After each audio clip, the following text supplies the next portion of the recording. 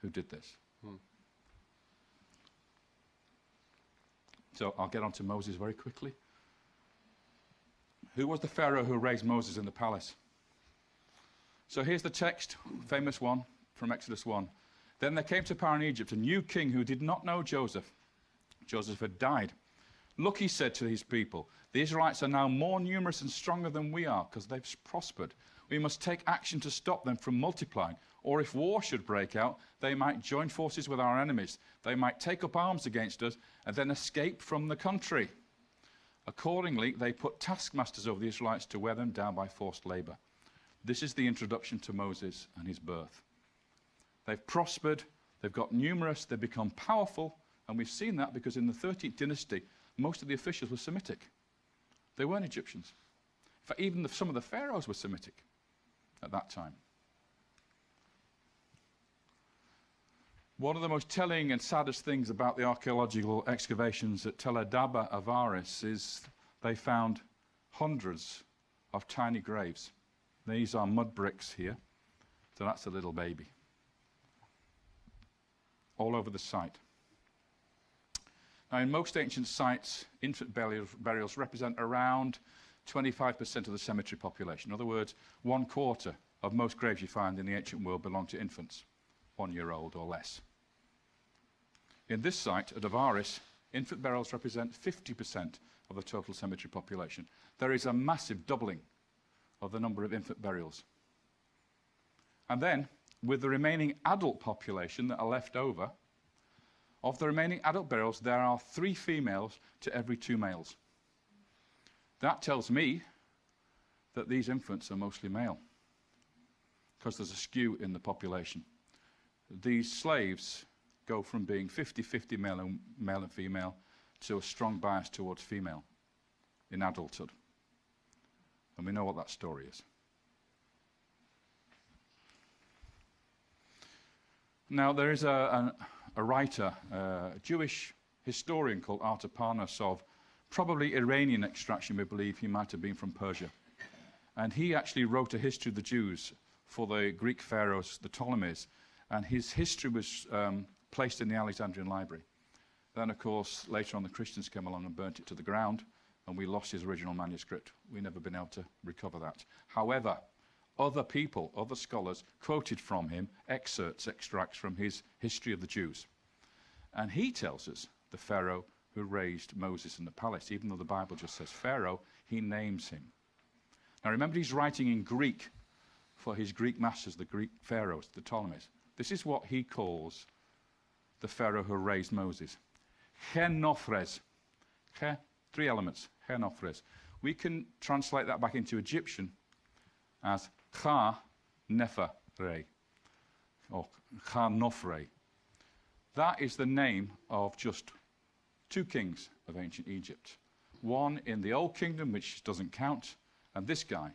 Cha-Nefere Sobekot IV is one of only 2 kings in the entire history of Egypt with this prenomen. In other words, the coronation name. So this is the name Artaparnas gives to the pharaoh, and we can identify him with this king called Sobekot IV. Here he is. He's the most powerful pharaoh of the dynasty, the 13th dynasty. Here are statues of him from Karnak. He is the 29th ruler of the 13th dynasty. I'm very quickly going to show you his position.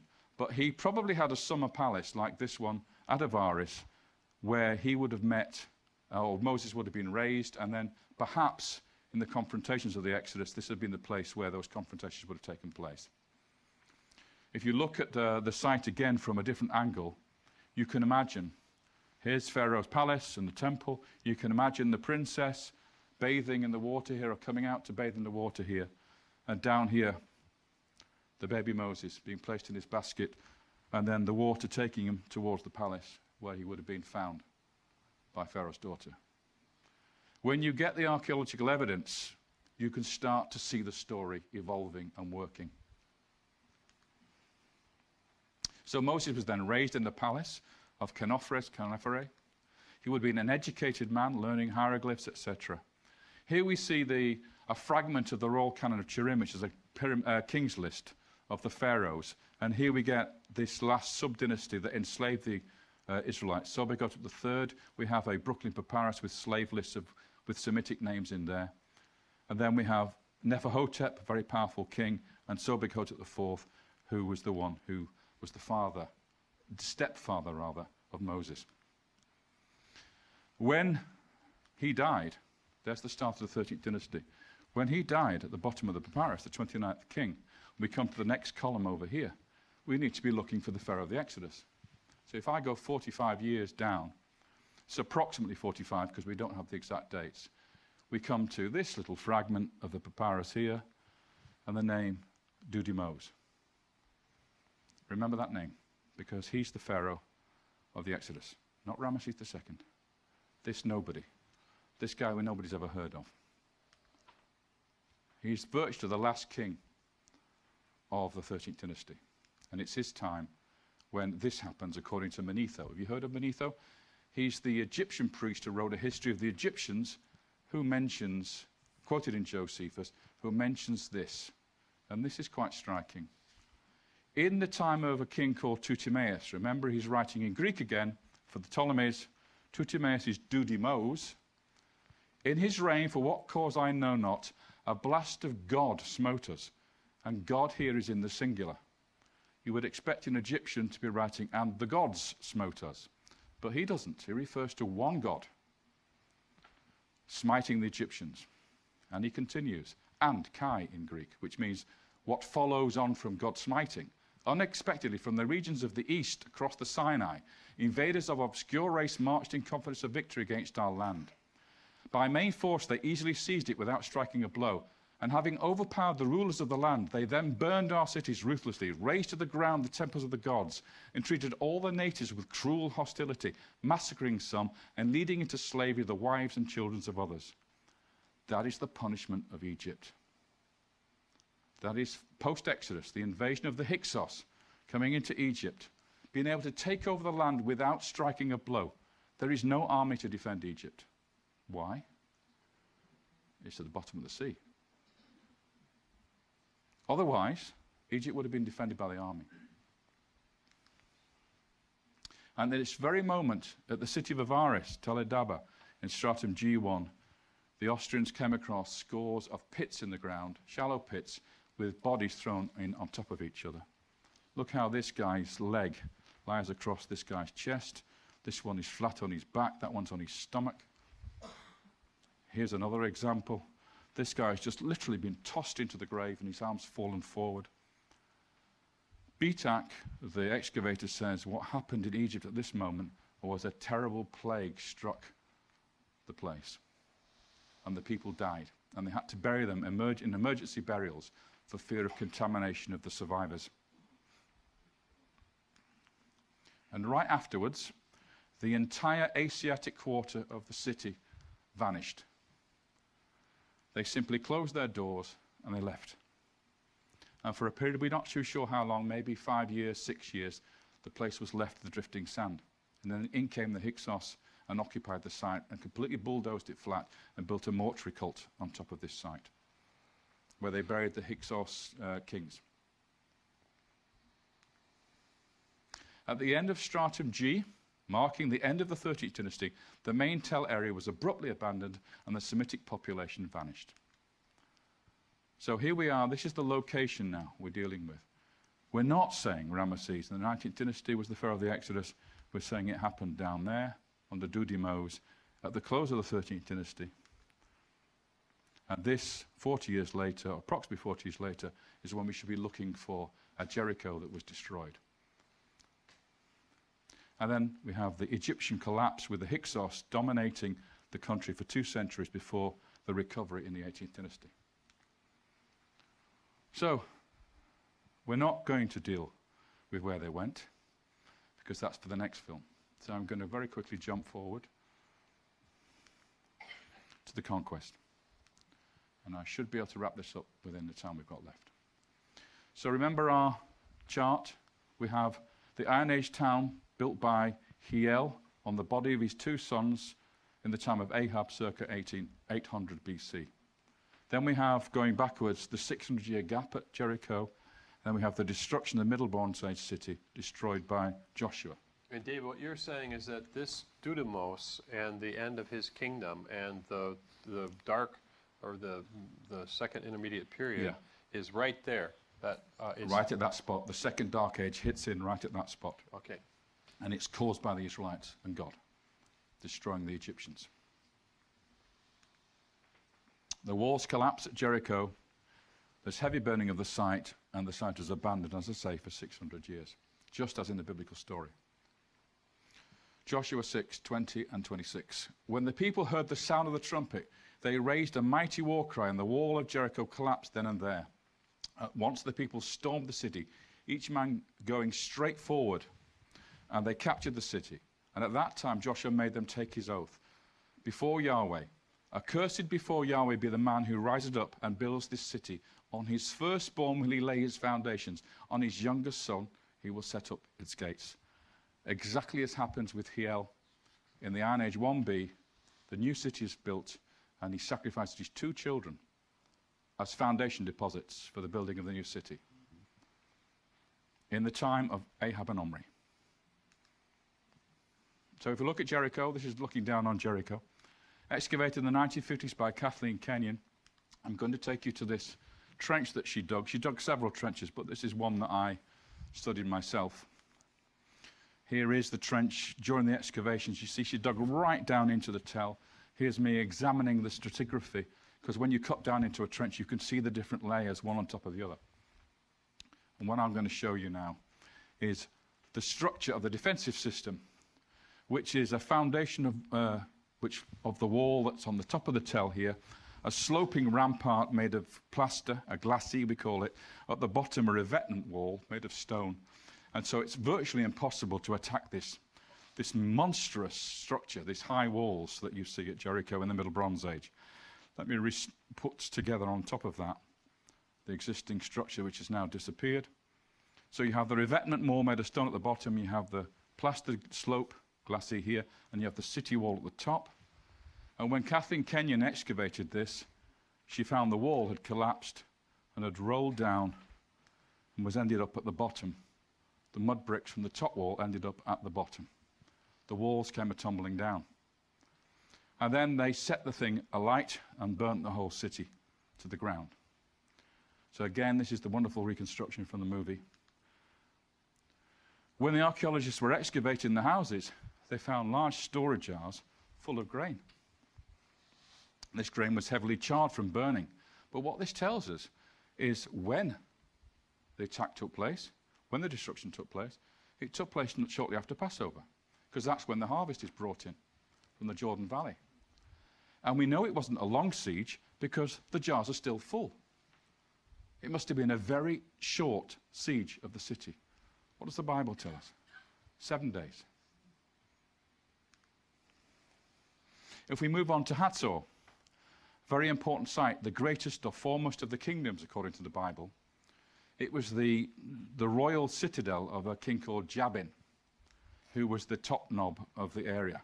Joshua 10:11. Joshua then turned back and captured Hatzor, putting its king, called Jabin, to the sword. Hatzor in olden days was the foremost of those kingdoms. In compliance with the curse of destruction, they put every living creature to the sword. Not a living soul was left, and Hatzor was burnt to the ground. It suffered the same fate as Jericho.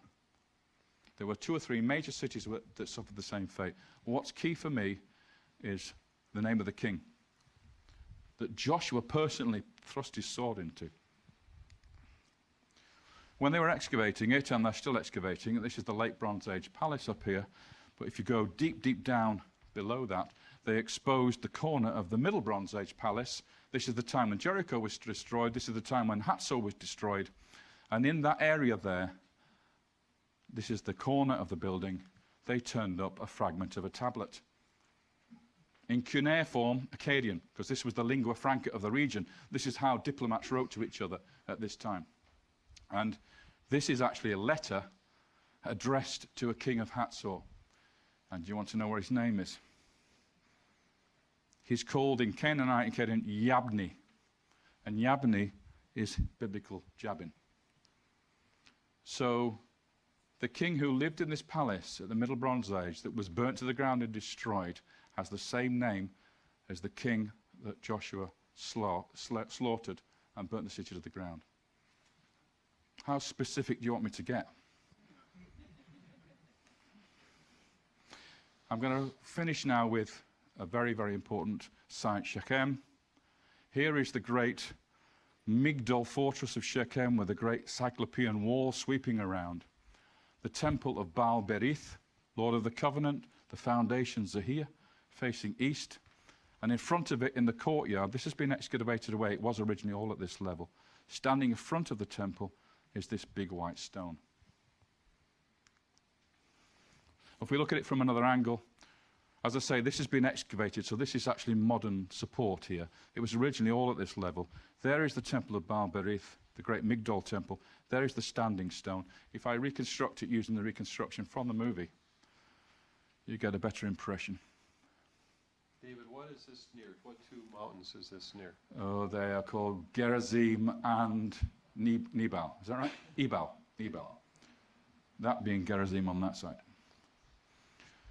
So we have the oak tree, we have the tower temple, the Migdol temple of Baal Berith, the Lord of the Covenant. We mustn't say Baal because it doesn't mean Baal, the evil Baal. This is the word for Lord in this particular case. The covenant of Abraham we're talking about here. And the standing stone. Who set the standing stone up? Joshua. So there is Joshua's standing stone in front of the temple, still there to this day. In the reconstruction I'll show you later. Sometime later, about 100 years later or so, there was a king of Shechem called Abimelech. And he was a pretty bad character. And he decided to attack the city and kill everybody in the city. And this is a reconstruction of the fire of destruction which burnt this temple to the ground. And this is the text from that. Judges 9:45-49. All that day Abimelech attacked the town. He stormed it and slaughtered the people inside, razed the town and sowed it with salt. On hearing this, all the leading men inside Migdol Shechem took refuge in the crypt of the temple of Baal Berith. Abimelech's men piled branches over the crypt and set it on fire over those who were inside, so that all the people in Migdol Shechem died, about 1,000 men and women. And what does archaeology show us? That this temple was destroyed by fire about 100 years later, exactly matching the story in the Bible, the book of Judges. So, this monolith here is one of the most important artifacts from the Bible. Joshua 24:25-28. That day, Joshua made a covenant for the people.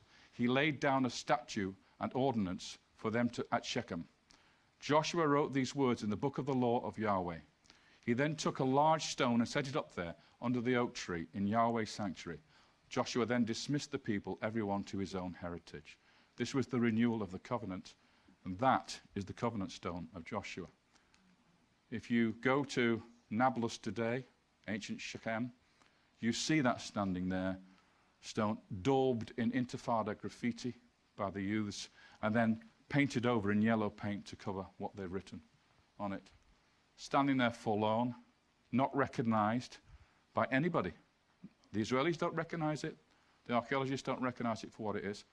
It's so obvious what it is, but of course, it's 300 years too early to be Joshua's standing stone.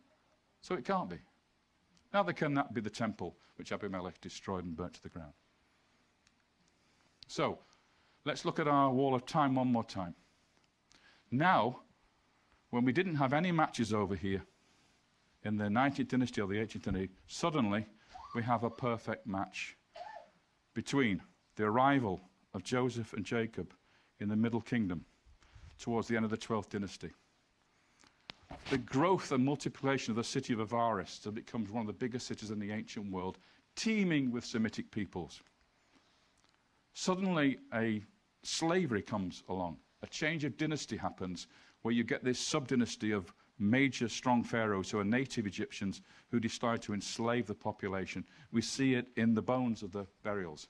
We see it in the children, the infants that are buried, the massive increase in the burial of infants. And then we see the death pits at Avaris.